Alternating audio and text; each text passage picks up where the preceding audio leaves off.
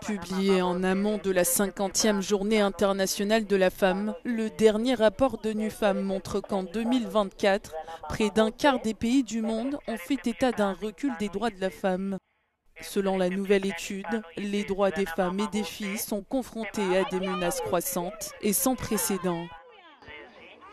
La bonne nouvelle, c'est que le monde d'aujourd'hui est plus égalitaire que jamais pour les femmes et les filles, ce qui nous montre que le progrès est en fait possible. Néanmoins, ce rapport montrera à l'aide de données et de preuves que ces progrès ont été trop lents et surtout qu'ils ne sont pas garantis. Au cours des 10 dernières années, une augmentation alarmante de 50% du nombre de femmes vivant en situation de conflit a été observée à l'échelle mondiale. L'écart entre les sexes en matière de participation à la population active, qui est d'environ 30 points de pourcentage, n'a pratiquement pas bougé en 2 décennies.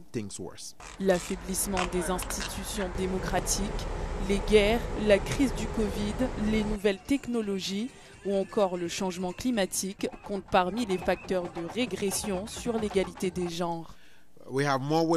Nous avons plus de femmes au Parlement qu'auparavant, mais les 3/4 des parlementaires restent des hommes. Cela signifie que les lois et les politiques ne reflètent pas la vie des femmes.